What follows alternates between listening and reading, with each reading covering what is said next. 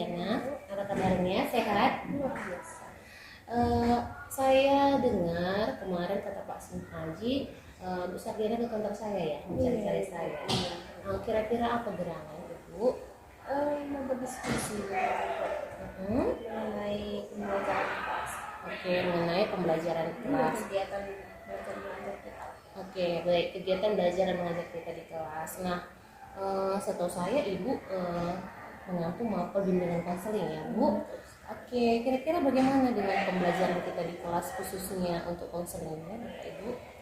Kalau dari pengalaman saya Ibu, kalau untuk memulai pelajaran itu kan kita mulai harus dengan kondisi anak yang sudah siap. Tapi pengalamannya selama ini memang ada beberapa didapatkan siswa yang membuat dia fokus, membuat dia itu sulit sekali. Memang tidak semua, tetapi ada beberapa. Oke, berarti yang bisa saya tangkap Ibu Sardiana mencari saya untuk berbicara mengenai ada permasalahan di kelas yang dijumpai perihal kesiapan belajar anak kita, khususnya juga di mata pelajaran bimbingan konseling begitu ya Bu ya. Nah, kira-kira menurut Ibu apa yang membuat kesiapan belajar anak kita ini seperti yang Ibu sampaikan tadi, sepertinya ada lebih banyak yang belum siap daripada sudah siap gitu, padahal itu mereka semua sudah tahu bahwa ini proses KBM gitu ya Bu ya. Yang pertama mungkin kalau saya Ibu yang mungkin satu dari memang dirinya. Yang kedua mungkin pengaruh lingkungan, pengaruh keadaan gitu, di mana mungkin pada saat mungkin saya masuk setelah jam istirahat masih riuh gitu ya Bu ya. Jadi untuk memfokuskan menyiapkan jadi agak lebih lama.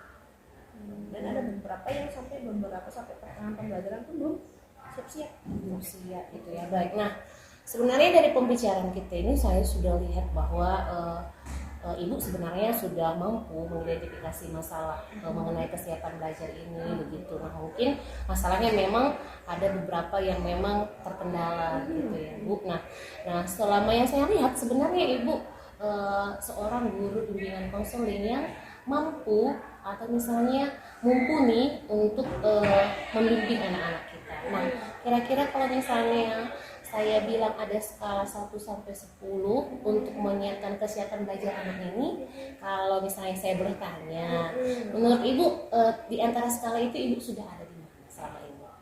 Mungkin kalau bisa jujur ya Bu, masih di 7,7,3. Wah, itu sudah mantap lah itu Bu, sudah di level itu kita begitu. Namun mungkin harapan Ibu harus lebih maksimal mungkin ya. Nah, kemudian kalau misalnya seperti itu, berarti untuk mewujudkan kesiapan belajar anak ini, berarti Ibu ada memikirkan hal atau cara atau aksi kira-kira apa yang kita buat gitu. Atau sebelumnya kira-kira dari 7,5 itu Ibu berharap kesiapan belajar anak itu ini di skala berapa? Paling tidak ke 8,2 gitu, 8,5. Karena kan kalau misalnya lah beberapa siswa pun kalau dia misalnya satu bangku satu bermasalah tidak siap, pasti akan terjadi gitu kan Bu. Jadi maunya paling tidak 8 lah. Kalau untuk 1-2 mungkin bisa, karena mungkin keadaan fisik, keadaan kondisi kesehatan mungkin mempengaruhi keterkadang gitu. Tapi ini bisa sampai 8 ya.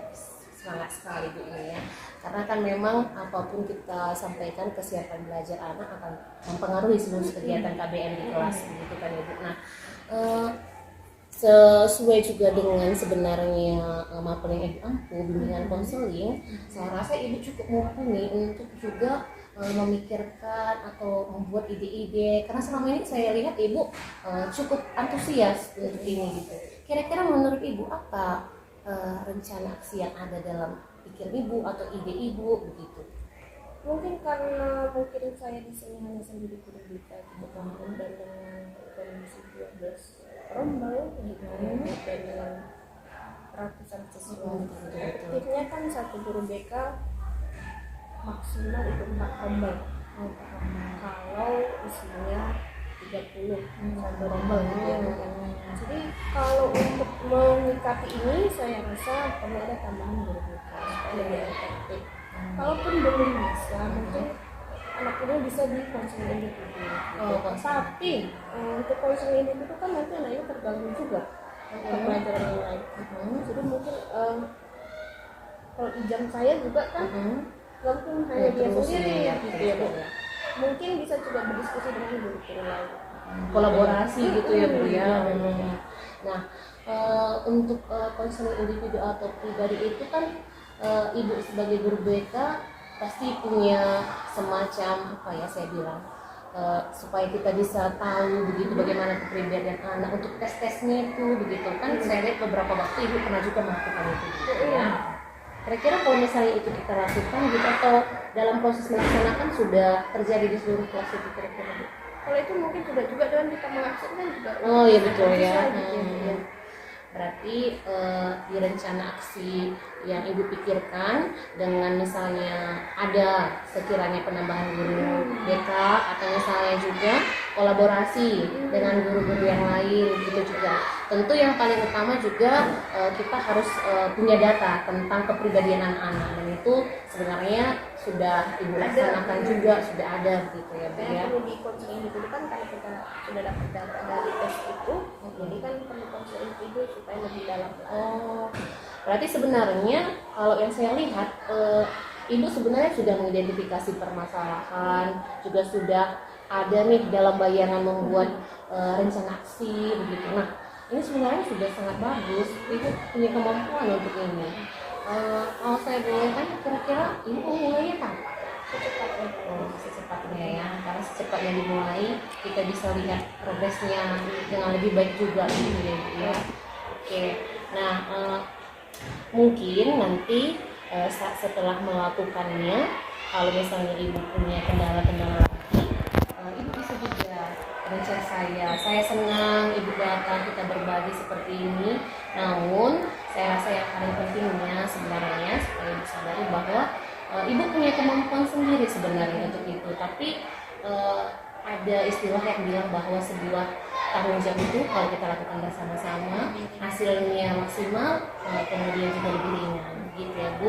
Kalau begitu semangat untuk mempersiapkan aksinya dan juga untuk tanggung jawab atas aksi yang dilakukan. Kalau misalnya ada masalah cari saja saya akan sedia setiap saat membantu dan mendukung ibu. Terima kasih Bu.